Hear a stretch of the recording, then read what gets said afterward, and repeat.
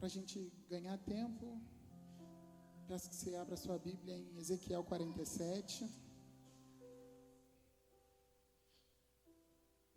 Um motivo de grande alegria para mim estar aqui. Isso não é um jargão de pregador, é realmente muita alegria, porque, como a irmã Rebeca bem disse, eu literalmente sou uma árvore que foi restaurada.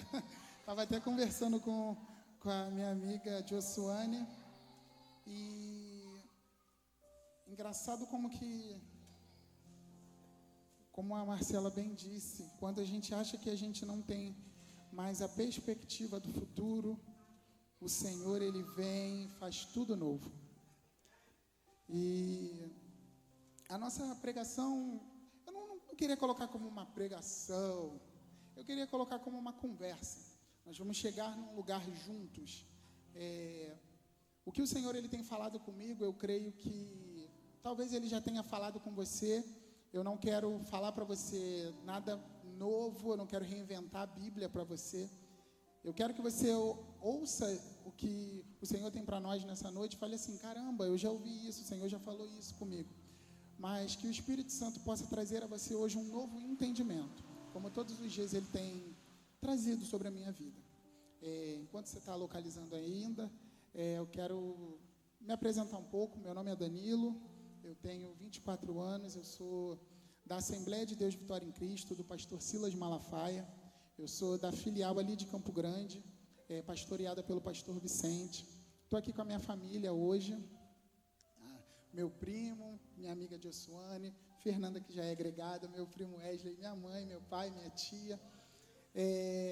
E todas essas pessoas que estão aqui, um dia oraram para que isso acontecesse. Todos. E eu não sei como que você chegou nessa noite, se você tem orado por alguém da sua família, pensando: Senhor, quando vai ser, como que isso vai se dar, em que momento isso vai chegar. O seu trabalho é continuar orando, e o do Senhor é continuar fazendo. Eu sei que às vezes a gente fica meio ansioso, meio preocupado, e às vezes a gente fala assim: não, Senhor, mas o Senhor está demorando muito, não é bem por esse caminho, Senhor, faz assim, não, Senhor, vai por aqui. E o Senhor hoje nessa noite fala: calma, eu não desaprendi, eu não perdi o controle. Eu continuo trabalhando do meu jeito e o meu jeito continua dando certo. Tá? Então, vamos lá. Ezequiel 47. O homem levou-me à entrada do templo e vi água saindo debaixo da soleira do templo e indo para o leste, pois o templo estava voltado para o oriente. A água descia debaixo do lado sul do templo ao sul do altar. Ele então me levou para fora pela porta norte e conduziu-me pelo lado de fora até a porta externa que dá para o leste. A água fluía do lado sul. O homem foi para o lado leste com uma linha de medir na mão. Em algumas versões pode estar cordel, tá? O que eu estou usando é a NVI. O homem foi para o lado leste com uma linha de medir na mão. E enquanto ia, mediu 500 metros e levou-me pela água que batia no tornozelo. Ele mediu mais 500 metros e levou-me pela água que chegava no joelho. Mediu mais 500 metros, mas agora era um rio. Pulei joelhos. Mediu mais 500 metros e levou-me pela água que batia na cintura. Mediu mais 500 metros, mas agora era um rio que eu não conseguia atravessar, porque a água havia aumentado e era tão profunda que só se podia atravessar a nado. Era um rio que não se podia atravessar andando. Ele me perguntou: filho do homem, você vê isto? Levou-me então de volta à margem do rio. Quando ali cheguei, vi muitas árvores em cada lado do rio. Ele me disse: esta água flui na direção situada a leste e desce até a Arabá, onde entra no mar. Quando deságua no mar, a água ali é saneada. Por onde passar o rio, haverá todo tipo de animais e peixes, porque essa água flui para lá e saneia a água salgada, de modo que onde o rio fluir, tudo viverá. Vou repetir isso mais uma vez. Porque essa água flui para lá e saneia a água salgada, de modo onde o rio fluir, tudo viverá.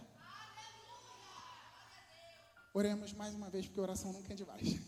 Pai, nós queremos agradecer ao Senhor por essa noite. Espírito Santo, nós não temos dúvida de que foi o Senhor quem preparou essa noite, nos preparou esse dia. E seria hipocrisia da nossa parte achar que a nossa adoração começou às 7 horas da noite. A nossa adoração começou quando nós acordamos, abrimos os nossos olhos e respiramos, porque, Pai, tudo que fazemos é para a glória do Teu nome.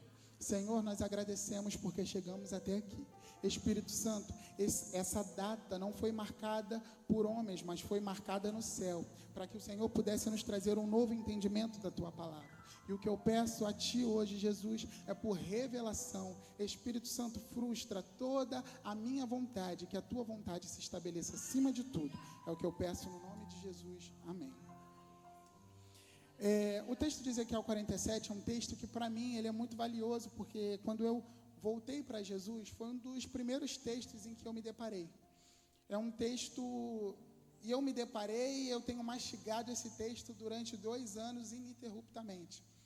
E eu acho um texto muito interessante, porque o livro de Ezequiel em si é um livro quando já tudo aconteceu, o exílio babilônico já aconteceu. Antes da gente chegar em Ezequiel 47, eu preciso te contextualizar um pouco.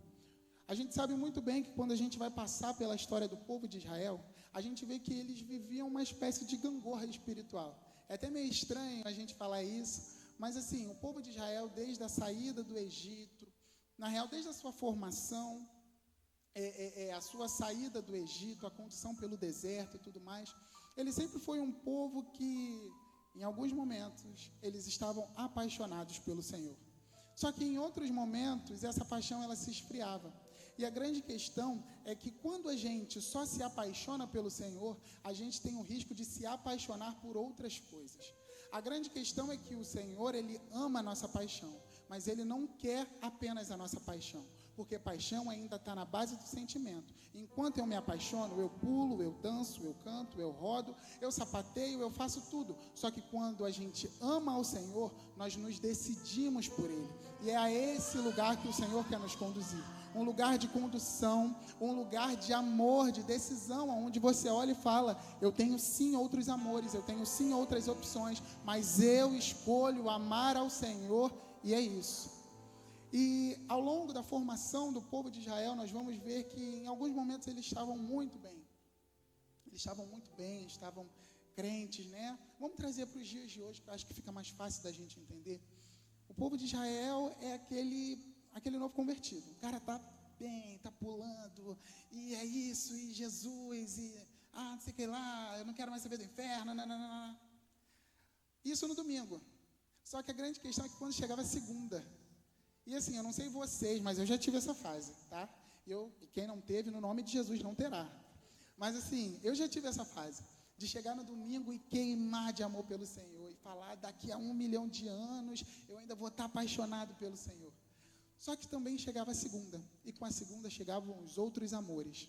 E a grande questão do povo de Israel sempre foram os outros amores. E a nossa vida e a nossa caminhada com Cristo, ela não tem como ser bem-sucedida se nós seguirmos com Cristo no coração, mas com outros deuses no bolso. É um negócio muito sério e é muito complicado da gente ouvir isso, mas é verdade. Talvez você pense assim, não, Danilo, mas eu não cultuo nenhuma imagem, mas eu não adoro os deuses que tradicionalmente o mundo coloca, eu não tenho nenhuma imagem, nenhuma estatueta dentro da minha casa. Só que a grande questão é que amores, a gente trai o Senhor todas as vezes em que a gente se relaciona e coloca algo no lugar do Senhor, o lugar de primazia do nosso coração. E era isso que acontecia. E isso serve de alerta para nós, porque o Senhor não quer uma geração, desculpa o termo feio, mas se prostituindo por outros deuses e por outras coisas. Talvez você não adore uma imagem, mas talvez você adore um time de futebol. Talvez você não adore uma imagem, mas você adore um relacionamento, você adore uma instituição, você adore ideias, sabe, que te apresentam e que você fala, eu não troco isso por nada, eu não abandono isso por nada. E o Senhor, Ele hoje, nessa noite, Ele está nos chamando a esse lugar de abrir mão dos ídolos, abrir mão dos outros amores e deixar que tudo isso queime pelo Senhor. E ao longo dessa história, nós vamos ver que quando o povo de Israel, ele se distanciava do Senhor, o Senhor, ele arrumava um jeito de trazer o povo para perto. E às vezes a gente não entende algumas lutas e algumas provas em que a gente passa. algumas coisas que acontecem nas nossas vidas, mas, por incrível que pareça, é o jeitinho do Senhor de te chamar para perto. Porque, sabe, uma mãe ou um pai que conhece o filho e fala assim, cara, se eu chamar o meu filho por esse nome aqui, desse jeitinho, talvez ele não me atenda. Mas se eu chamar por esse específico, ele me atende. E assim é o Senhor conosco. Talvez o Senhor sabe, quando Ele precisa te chamar e falar, filhinho, vem cá, filhinho, não é por esse caminho. Mas o Senhor também sabe o momento de falar assim, você está muito rebelde, vou tirar porque senão eu te perco. E o Senhor sabe. Então, ao longo da história, a gente vai ver que por diversas vezes o povo ia e o povo voltava. O povo ia e o povo voltava. E o Senhor usou profetas, o Senhor usou outras nações, o Senhor usou os seus meios e maneiras para poder chamar o povo de Israel. Só que a gente sabe muito bem que o coração do homem, ele é obstinado. A gente é ruim. Eu não sei se você pode ser novo. Eu tenho 6 anos, eu tenho 10 anos, eu tenho 11 anos. Você já um dia se olhou, chegou na frente do espelho e falou assim, cara, eu sou ruim. Eu sou ruim. Eu sou ruim. Se não, eu te convido a fazer isso quando você chegar em casa. Ou senão amanhã quando você acordar, você vai falar assim, Jesus, eu sou ruim, eu não presto muita coisa não, Jesus. E assim, eu não estou falando isso por um exercício de autodepreciação, não. Eu estou falando porque quando a gente chega a essa consciência de que nós somos ruins, é aí que a graça do Senhor nos alcança. E é aí que o poder do Senhor se aperfeiçoa nas nossas fraquezas. Porque a palavra de Deus vai dizer que o poder do Senhor se aperfeiçoa nas nossas fraquezas. Se a gente não chega ao entendimento de que nós somos ruins e dependentes do Senhor, que graça que te alcança? Que poder se aperfeiçoa nessa fraqueza que você diz que não tem? Não tem como. Então, nós precisamos chegar a esse entendimento e falar assim, Senhor, eu sou ruim, eu careço e necessito da Tua graça todos os dias. Todos os dias é um exercício diário, tá? Porque você vai ouvir isso hoje, você vai sair daqui com o coração queimando, só que quando levantar amanhã de manhã, a primeira coisa que a sua carne vai dizer para você é falar assim, mas você não é tão ruim assim. Mas isso aqui que você fez, eu acho que Deus entende. Eu acho que dá para levar mais um pouco. E o que o Espírito Santo nos está convidando, né? Convidando não, Ele está nos convocando a fazer é reconhecer a nossa necessidade do Senhor. E sobre os profetas em que o Senhor usou ao longo da história do povo de Israel, dessa história de subida e declínio espiritual, Ezequiel é um deles, mas, obviamente, precedido por outros. Jeremias já estava sendo usado pelo Senhor. Os profetas menores, quando vocês vão ver, o Senhor já estava alertando ao povo que essa história de uma hora eu estou bem, outra hora eu estou mal, precisava acabar. Entendeu? Precisava acabar. Igual advertência na escola. Entendeu? Tu leva advertência hoje, tu leva advertência amanhã, mas você não pode viver uma vida toda levando advertência, porque em algum momento precisa haver uma correção para que você de fato mude de rota, porque o objetivo do Senhor não é ficar batendo na gente o tempo todo. O objetivo do Senhor é que através de alguns métodos de disciplina, nós possamos corrigir a nossa rota. E o modo que o Senhor achou para corrigir a rota do povo de Israel foi o exílio babilônico. Exílio esse que o Senhor estava há muito tempo falando, sai desse caminho, sai dessa dubiedade de pensamento, sai desse caminho. E o Senhor está falando, sai desse caminho. E o povo, tá bom, Senhor, vou sair. E no outro dia está queimando incenso, está levantando altar para Deus estranho, sabe? E o Senhor está falando, sai desse caminho, não é por aí que eu te quero, eu tenho planos de paz, planos de vida, pensamentos altos, elevados para você, e a gente está teimando, não, Senhor, mas é por esse caminho que eu quero, e o Senhor está falando, sai daí, cara, sai daí, moça, sai daí, porque aí não é o lugar que eu te chamei, você está se colocando num lugar que eu nunca criei para você, e a gente está obstinado, pensando, é desse jeito, do meu jeito é melhor, eu acho que eu sei mais, eu acho que é por esse caminho que eu vou, e o Senhor está chamando para um conserto, para um alinhamento, falando, é aqui que eu te quero, é desse jeito que eu te quero, é desse modo que eu te quero, porque é eu quem sei o que penso ao seu respeito. E o Senhor, Ele está chamando o povo, e até que finalmente o povo não ouve. E o que acontece quando o povo não ouve? O exílio babilônico. E a gente vai conhecer agora um lado, eu não vou dizer conhecer um lado, mas existem momentos em que na nossa vida a gente, sabe quando tu fala assim, não sei se isso vai, o Senhor falou que vai, o Senhor falou que vai me parar, o Senhor falou que vai me travar, o Senhor falou que vai fechar a porta, o Senhor falou que vai mudar de rota, o Senhor falou que vai me arrancar do meio. Será? Mas eu já ouvi isso tantas vezes. Será? Deus é bonzinho demais. Deus me ama demais. Ele não vai fazer isso comigo. Entendeu? É igual meu pai e minha mãe, quando falam assim, eu vou te botar para fora de casa. Você vai sair daqui, você fala, eles me amam demais. Isso não vai acontecer. Não. Deus está falando isso porque Ele está bravo. Quando Ele ficar de boa, ele muda o discurso. Meu querido, não é bem assim. E o povo de Israel viveu isso na pele. O exílio que eles achavam que não iria acontecer, chegou. E no primeiro capítulo de Ezequiel, nós vamos ver a história de um profeta que está no exílio. E no exílio, o Senhor o convoca, não o chama, convoca para o ofício de profeta. Porque é outra coisa que nós precisamos ter em mente. Existem coisas na nossa vida que o Senhor vai fazer um convite, mas existem outras coisas na nossa vida que o Senhor vai fazer uma convocação. O chamado de Ezequiel não foi: Ezequiel, estou precisando de um profeta. Tu está disposto? Não. O Senhor só apareceu. Capítulo 1 de Ezequiel fala que Ezequiel estava junto do rio Quebar, junto com os outros exilados. De repente veio o Senhor a ele em uma visão, e ele viu o trono do Senhor carregado por serafins, e ele viu a glória do Senhor. E ali o Senhor falou assim: Ezequiel, estou te colocando como atalaia do meu povo. Estou te colocando como um mensageiro, como um sentinela do meu povo.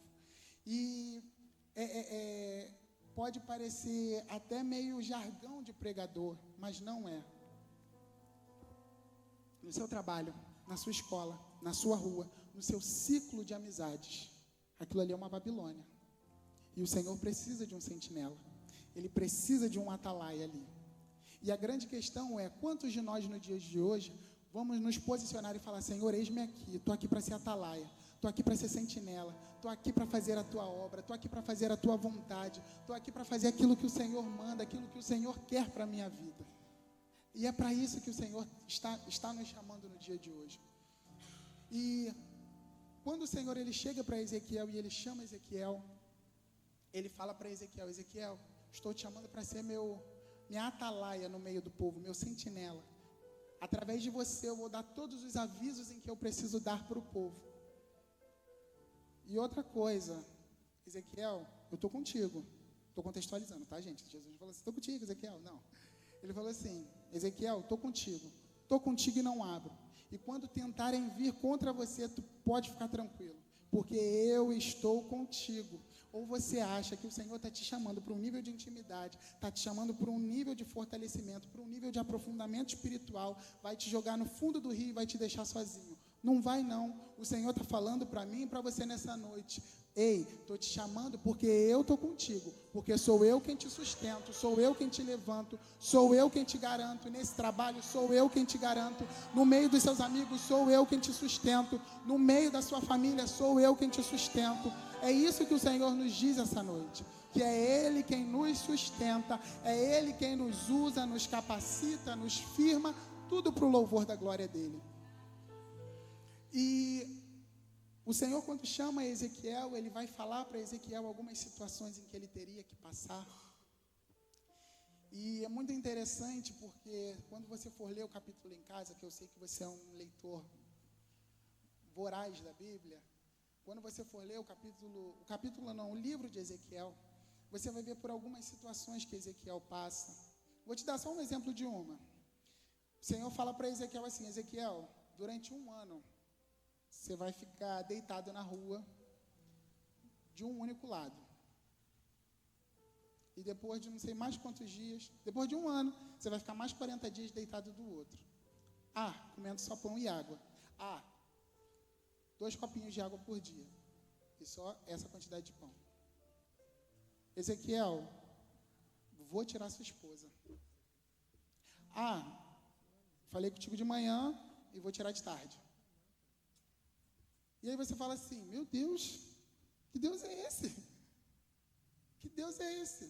Eu não sei vocês, mas se alguém me conta e fala assim, cara, eu quero ser teu amigo, mas vai ser nessa condição. Eu não sei se eu queria. Mas o Senhor, Ele fala com Ezequiel, e eu creio que, a Bíblia não conta isso, mas eu creio que em todos os momentos, quando o Senhor dava uma missão para Ezequiel, que aos nossos olhos era impossível demais de realizar, eu imagino Ezequiel trazendo à memória aquilo que o Senhor falou contigo. Falou com ele, Ezequiel, estou contigo. Mas eu vou ter que ficar 1 ano lá deitado no chão, todo mundo me vendo, a minha nudez descoberta. Mas o Senhor está comigo. Mas eu vou perder minha esposa, eu vou perder tudo aquilo que eu tenho, caramba, tudo aquilo que eu sonhei tanto para conquistar, aquilo que é a minha fonte de alegria. Mas espera aí, o Senhor está comigo. E o que o Senhor, Ele quer falar conosco essa noite é sobre isso, que vão existir situações na nossa vida que o Senhor vai requerer de nós coisas que aos olhos humanos são ruins demais. Coisas que aos olhos humanos você fala, não faz sentido fazer isso. Não tem razão por que eu fazer isso. Alguém em plena consciência, em são juízo, não faria isso. E quando esses momentos de dúvida, esses momentos de medo baterem na nossa mente, o que precisa vir à nossa memória é: o Senhor está comigo.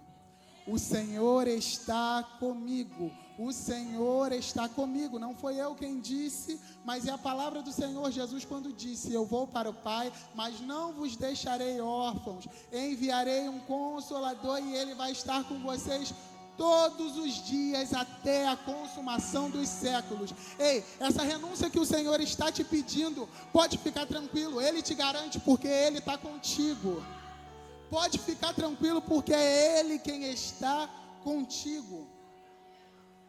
E Ezequiel passa por algumas situações, e o Senhor, Ele chama Ezequiel literalmente para ser uma atalaia no meio do povo, um mensageiro, alguém enviado que vai dizer aquilo que o Senhor precisa dizer para o povo e para as outras nações. E o Senhor também diz: Ezequiel, faz a sua parte, fale aquilo que eu te disser, independente se eles escutarem ou não. E aí você talvez pense assim: poxa, Senhor, eu estou falando, eu estou tentando fazer, mas ninguém está me escutando. Parece que o que eu estou fazendo, o meu esforço não está dando em lugar nenhum. Não está dando na sua perspectiva, não está dando na sua visão, não está dando porque você está olhando com o olho da carne. Porque quando você olhar com o Espírito, você vai entender: eu tenho um Deus que me garante, eu tenho um Deus que me guarda, eu tenho um Deus que me deu uma palavra, e é sobre essa palavra que eu estou. Então, independente da situação que eu estou vendo, independente do drama que eu estou vivendo, é sobre essa palavra que eu me movo, é sobre essa palavra em que eu me posiciono e me alicerço. O Senhor está comigo? Amém. Então eu vou. E Ezequiel, por fim, depois de 39 capítulos, nós chegamos ao capítulo 40. Eu não vou passar pelo Vale de Ossos Secos, porque com certeza vocês já conhecem sobre isso, mas quando chega no capítulo 40, Ezequiel vai relatar que o Senhor veio a ele e tomou ele numa visão e levou ele de volta para Jerusalém. Lembrando que Ezequiel está na Babilônia, a 1.500 quilômetros de Jerusalém. Então, numa visão, o Senhor toma Ezequiel e leva ele para Jerusalém. Quando ele chega, no capítulo 40, logo nos primeiros versículos, você vê que o Senhor leva Ezequiel, e ele vê um alto monte, e ali naquele monte está o templo. E aí vai começar do capítulo 40 ao 48 uma visão que é em sequência sobre uma restauração que o Senhor estaria trazendo sobre o povo de Israel. Quando vocês lerem em casa depois com mais calma, vocês verão que o Senhor estava falando de uma restauração do templo. Só que pode ser muito estranho você pensar assim: gente, no templo tinha sacrifícios com animais, tinham homens que tinham que mediar o nosso acesso a Jesus. Como é que o Senhor está falando que vai restaurar o templo e Jesus vai vir logo depois, sendo que Jesus aboliu o sacrifício de animais, a morte de Jesus aboliu a necessidade de um sacerdote humano para poder nos achegarmos a Deus. Só que ali, na visão de Ezequiel 40 ao 48, o que o Senhor estava mostrando para Ezequiel é: Ezequiel, eu sei que o momento que vocês estão vivendo é um momento de tristeza, mas está vindo um tempo de restauração, está vindo um tempo de restituição, está vindo um tempo de coisas novas, está vindo um tempo de mudança, está vindo um tempo de alinhamento. Ei, querido, deixa eu te dizer uma coisa: o Senhor está trazendo sobre as nossas vidas um tempo de alinhamento. Eu não sei como que a sua vida chegou, qual foi a bagunça que talvez você possa ter se metido, mas o Senhor está dizendo que é um tempo de alinhamento, um tempo de mudança, um tempo de coisas novas nas nossas vidas. E nessa visão de Ezequiel, do 40 ao 48, nós chegamos agora, e eu já vou terminar, nós chegamos no capítulo 47, aquele capítulo que eu li até o versículo 10, até o versículo 10. 10? Isso, até o versículo 10. E nessa visão, o Senhor mostra a Ezequiel, depois de ele ter mostrado ao longo dos outros capítulos, ter mostrado como que ficaria o templo, como que ficaria toda a estrutura, toda a parte, como eu posso dizer, logística do templo, o Senhor mostrou para Ezequiel. E é no capítulo 47, que para mim é um dos capítulos mais bonitos da Bíblia e que fala comigo tão fortemente. O Senhor vai mostrar para Ezequiel numa visão uma água que fluía do altar desse templo. E essa água que fluía do altar desse templo, ela saía e ia em direção ao mar. E o homem, com a vara de medir, como nós lemos, conduz Ezequiel por esse rio. Não, que no começo é um filetinhozinho, tá? Talvez a gente olhe assim: ai meu Deus, é um rio do Espírito, mas é um filetinhozinho, um negócio tão pequeno que se talvez fosse no dia de hoje, você fala: ih meu Deus, é uma goteira aqui, entendeu? E essa goteira que está saindo, essa goteira, essa água pequena, ela está descendo, está descendo, está descendo. Lembrando que no capítulo 40, o Senhor leva ele numa visão, então o monte é alto. Então a água vai escorrendo e vai indo em direção ao leste e tudo mais. E quando o Senhor chama Ezequiel para a porta, leva ele, pela porta que dá para o leste, Ezequiel vai em direção à água. Só que se vocês perceberem no texto, o Senhor não fala para Ezequiel o que vai acontecer no final daquela água. Ele fala: e o homem me conduziu em direção ao leste, mediu 500 metros e levou-me. Então, e eu já estou realmente caminhando para o final, e eu gostaria só de trazer alguns tópicos em que o Senhor, Ele fala comigo constantemente. O Senhor não revelou para Ezequiel onde iria levá-lo quando chamou ele no templo. Mas Ezequiel precisou confiar. E talvez às vezes a gente está pensando assim: Senhor, esse caminho está me levando para onde? Eu sei que aponta para uma direção, mas que direção é essa? Nessa caminhada aqui que o Senhor está me chamando para fazer, para onde? Qual é o final dela? Aonde vai dar? E você já parou para pensar se Ezequiel fala assim: tá, beleza, Senhor, o Senhor está me levando, mas o Senhor está me levando para onde? Não, eu só vou se o Senhor me falar para onde é. Não, Senhor, eu não vou. Não, esse emprego, não, eu não vou.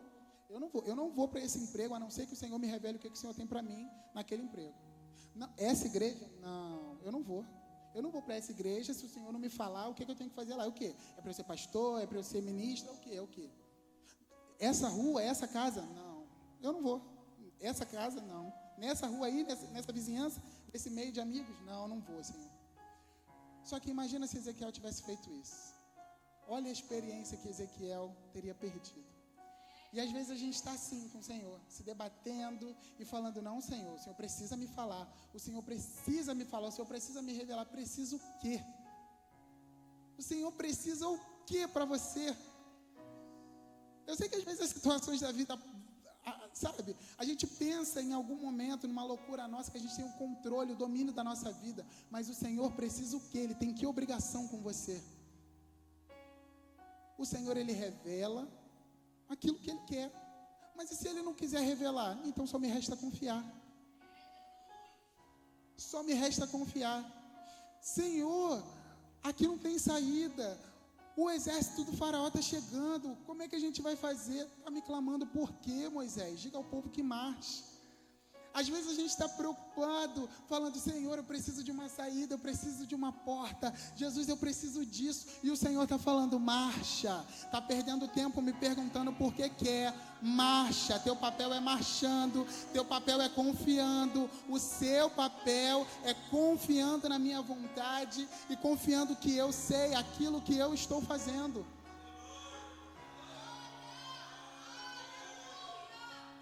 E Ezequiel começa a ser conduzido por esse caminho, e a Bíblia vai dizer que o homem com a vara de medir, ele mediu 500 metros. Agora olha que interessante, eu vou ler como o texto diz. O homem foi para o lado leste, com uma linha de medir na mão, e enquanto ia, mediu 500 metros e levou-me pela água. Vamos lá, vou ler mais uma vez. Mediu 500 metros e levou-me pela água que batia no tornozelo. Não seria a mesma coisa se a gente falasse assim? Me levou pela água e mediu 500 metros. Aparentemente, quando a gente pensa assim, não é a mesma coisa? Só que olha que interessante, quando ele fala, mediu 500 metros e levou-me pela água, vamos dar um stop para eu dar uma explicação para você. No início do capítulo 40, o Senhor revela para Ezequiel, Ezequiel nos conta no livro, que o homem com a vara de medir na mão, a vara tinha 3 metros.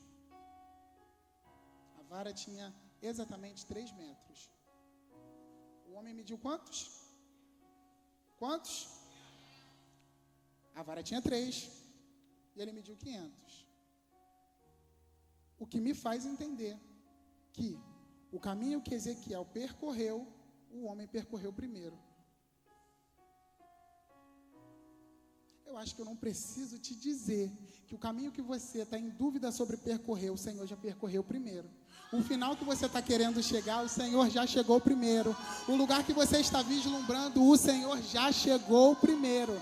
E pelo lugar, quando ele aponta e fala, ei, vem nessa direção, significa que ele está falando daqui, mas também ele já chegou aqui e está falando, vem, porque eu estou aí contigo, mas eu também estou aqui no final.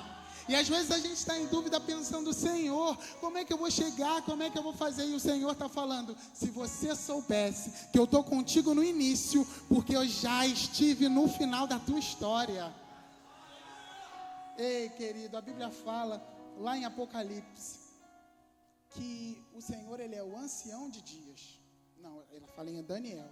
Em Apocalipse a Bíblia fala que os anciãos adoravam o Cordeiro como que esteve morto, mas agora vive. Querido, o controle do tempo está na mão do Senhor. Está se preocupando por quê? Está perdendo noite de sono por quê? Está passando mal por quê? Está com taquicardia por quê? Se o controle do tempo, das situações, das circunstâncias está na mão do Senhor. Está se preocupando à toa. Está perdendo noite de sono à toa. Está na mão do Senhor. Está na mão do Senhor. Você está achando que esse problema chegou na sua vida, essa circunstância, essa tribulação chegou na sua vida e o Senhor foi pego de surpresa igual você? Só quem foi pego de surpresa foi você. Porque quando a tribulação chegou, o Senhor estava falando assim, vou mandar porque eu sei que ele vai ser aprovado. Vou mandar porque eu sei que eu estou com ele, é ele, e eu sustento ele. Você está achando o quê, meu amigo? O nosso Deus não é como eu e você, não. Que fala, mas não sabe como. Sabe, não, eu falei, mas eu acho que não tem como garantir isso, não. Nosso Deus não é assim, não. O Senhor, quando Ele fala, é porque Ele já te garantiu, Ele já está vendo o final. Está com medo por quê? Está preocupado por quê? Pelo amor de Deus, vamos caminhar debaixo dessa direção, debaixo dessa palavra. Ei, o Senhor está comigo. O Senhor é aquele quem me sustenta. O Senhor é aquele quem firma os meus pés sobre a rocha. Aleluia. E acredito que seja o segundo tópico que eu vou falar. E daqui a pouco já estou terminando. Realmente, só falta só mais umzinho. Só. Eu acho interessante também nesse texto, como que quando eu perguntei para o Senhor o que eu falaria no dia de hoje, eu sabia que era esse texto, mas eu não sabia em que perspectiva sobre esse texto. E eu orando, e num momento eu estava chorando, literalmente um choro misturado com coração. Eu estava chorando, falando, Jesus, me dá uma direção, me tremendo como uma vara verde e tal, e etc. E o que o Senhor falou comigo foi acerca da caminhada com o Espírito. E vamos lá, a gente acabou de chegar ao consenso de que o Deus que está no início é o Deus que já conhece o final da estrada, correto? Por que que o Deus que está no início e conhece o final não pega do início e joga no final? Por quê? Não, Deus, mas assim, por que para alcançar a terra prometida eu preciso ficar 400 anos sendo escravo? Me explica, Jesus, por quê? Por quê, Senhor? Por que que antes de me dar o filho, você bota minha mulher sendo estéril? Por quê? Por que que antes de me honrar, o Senhor me faz ser humilhado pelos meus irmãos, vendido como escravo? Por quê? Por que isso, Jesus?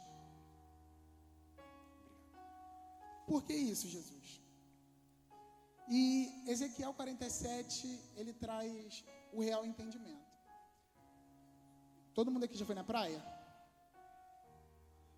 Quem é que já foi na praia aqui, gente? Que isso? Que isso? Gente, vamos marcar uma excursão agora. Que isso?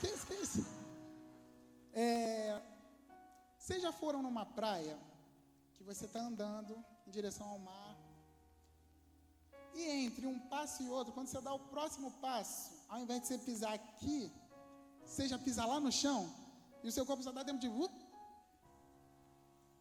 Você gosta de estar numa praia assim? Porque eu não gosto.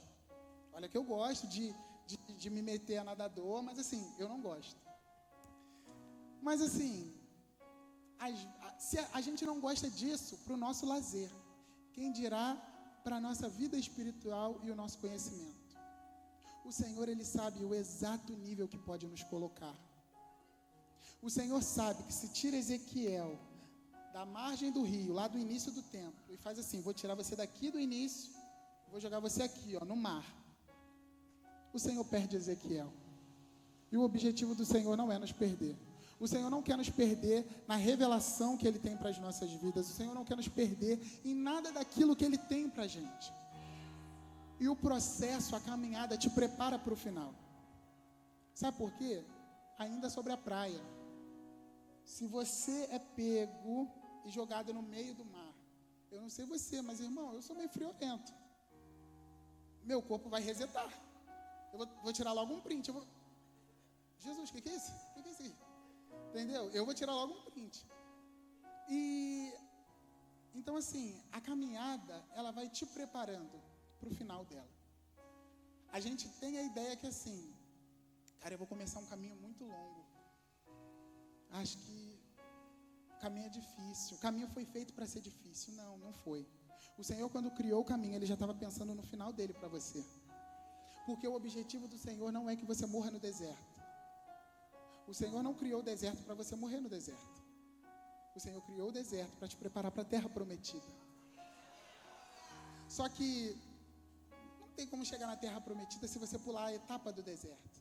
Porque é no deserto onde o seu coração é provado, as suas certezas são provadas, as suas convicções são colocadas no lugar certo e, acima de tudo, os seus olhos são fixados no autor e no consumador da nossa fé. É no deserto. Não tem como a gente desprezar o deserto, não tem como a gente desprezar a caminhada. Então, A caminhada de Ezequiel com o Espírito nos mostra isso. Não dá para a gente ignorar a caminhada, porque a caminhada faz parte da formação da nossa vitória. E só para nós terminarmos, e agora eu estou falando real, porque crente não mente. Ele fala exatamente aqui: mediu mais 500 metros, levou-me pela água que batia na cintura. Mediu mais 500, mas agora era um rio que eu não conseguia atravessar, porque a água havia aumentado e era tão profunda que só se podia atravessar a nado. Era um rio que não se podia atravessar andando. Ele me perguntou: filho do homem, você vê isto? Levou-me então à margem do rio. Quando ele cheguei, vi muitas árvores em cada lado do rio. E ele me disse: esta água fluiu na direção da região situada do leste e desce até o Arabá, onde entra no mar. Quando deságua no mar, a água ali é saneada. E aqui eu encerro. E eu quero pedir emprestado mais 5 minutos do seu raciocínio. Pensa comigo.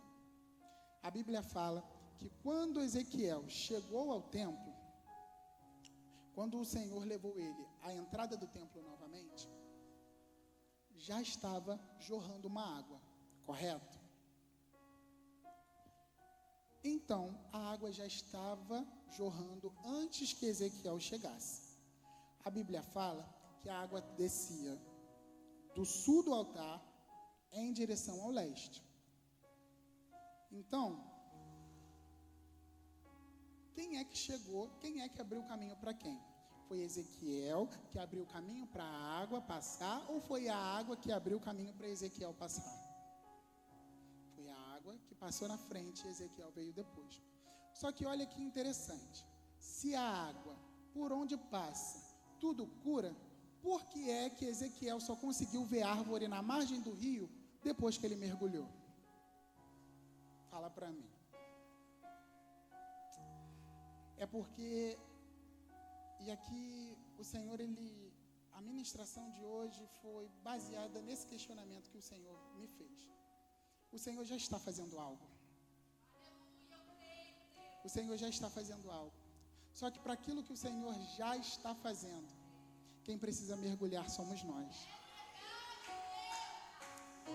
Ezequiel só teve a dimensão das árvores, dos peixes, da transformação, quando ele chegou no nível de ir a um profundo e não conseguir mais ir além a não ser a nado. Depois que ele mergulhou, o Senhor trouxe ele de volta do profundo, trouxe ele para a margem e falou: filho do homem, você vê isto? O que o Senhor está nos dizendo nessa noite é que, para que nós consigamos enxergar tudo aquilo que o Senhor tem para as nossas vidas, o Senhor está nos chamando para um tempo de mergulhar, está nos chamando para um tempo de aprofundamento, está nos chamando para um tempo de busca, está nos chamando para um tempo de separação, de santificação, porque enquanto nós buscamos, os olhos do Senhor vão recaindo sobre nós e a perspectiva daquilo que estava oculto nos começa a ser revelada. Se coloque sobre os pés, por favor.